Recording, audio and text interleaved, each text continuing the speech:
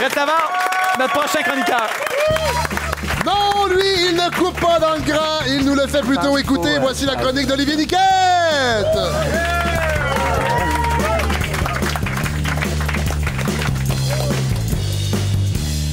Eh bien, afin de laisser les gens aller voter en toute quiétude, Benoît Dutrisac a slacké un peu lundi sur sa couverture des élections pour discuter de la pertinence d'imposer un bracelet GPS aux pédophiles récidivistes. Ah, voilà. Une solution qu'il ne privilégie toutefois pas. Puis même si c'est un bracelet, là, ça s'enlève, puis ils peuvent inviter les enfants chez eux. C'est pas un bracelet que ça prend, c'est un cock ring qui explose. Bon, c'est un peu radical, mais j'avoue que ça les aiderait à se tenir droit. Là. Ben, pas trop droit, là, pour pas que ça explose, mais en tout cas. De son côté, Sylvain Bouchard de Cogeco à Québec a aussi longuement abordé la question, privilégiant la prévention plutôt que la coercition en se basant sur un cas bien connu. Je suis loin d'être un expert. Hey, ma seule référence, vous allez rire de moi, mais je m'en sac, c'est le personnage de Pierre Curzi dans Virginie. Bazinet? Ouais. Bazinet, Il il avait des tendances, mais il a jamais passé à l'acte. Quoi? Tu sais, des fois, là, quand t'es pas un expert, c'est peut-être mieux de juste pas te prononcer sur des sujets sensibles. J'ai appris ça dans l'émission Trauma. Parlant de Pierre Curzi, il est parmi les nombreux souverainistes défaits par la défaite du PQ. Une situation historique qu'on n'a pas vue depuis André Boisclair, peut-être? On est dans une situation historique qu'on n'a pas vue depuis extrêmement longtemps. En fait, ce qui m'est venu comme image, je me suis dit, Laure Durham doit sourire actuellement dans sa tombe. Eh oui, comme l'a si bien dit Laure Durham, nous sommes un peuple ignare, rétrograde, qui devrait suivre la politique plutôt que d'écouter la voix. Me semble que c'est ça qu'elle dit. Pire encore, selon Gilles Proulx, l'élection de Philippe Couillard ouvre toute grande la porte au papier de toilette ostentatoire. Pardon? Vous vouliez plus de signes religieux, je pense pas qu'il va aller. Non, les rouleaux de papier de toilette sur la tête, ça va être permis. Les rouleaux de papier de toilette pour la police aussi, puis ce que je voudrais, les banderoles. Puis envoyez donc. Envoyez donc. Malheureusement pour M. Proulx, le papier de toilette sur la tête, les électeurs s'entorchent.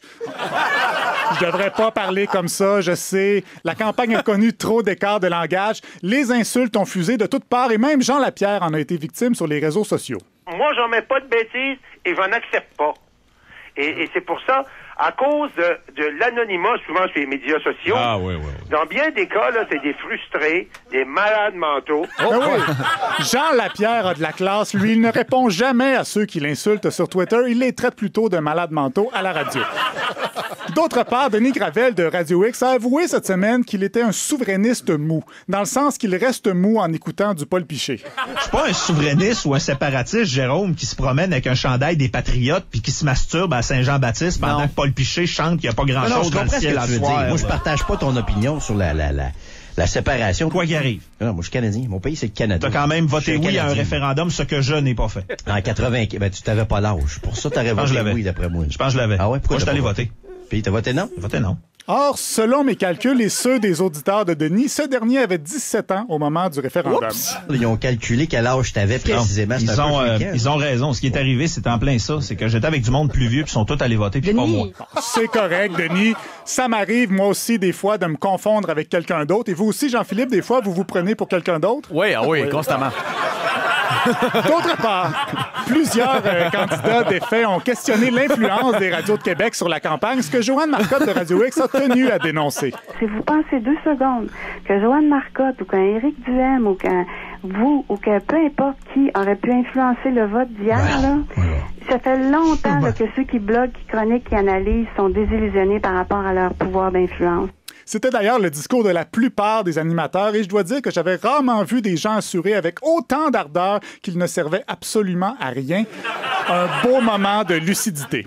Et dans le même ordre d'idée, terminons avec Claude Roy, ancien député de l'ADQ, devenu chauffeur d'autobus de la CAQ, c'est pas une joke, qui était plutôt content du résultat des dernières élections.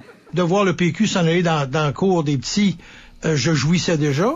Et quand Pauline était battue, il faut que je me mette une couche parce que c'est sûr que là, c'était un éjaculateur précoce. Éjaculé dans une couche à cause d'une femme battue. Je vous laisse sur cette image troublante et on se reparle la semaine prochaine. Merci beaucoup, Olivier Niquette. On veut un pays, on veut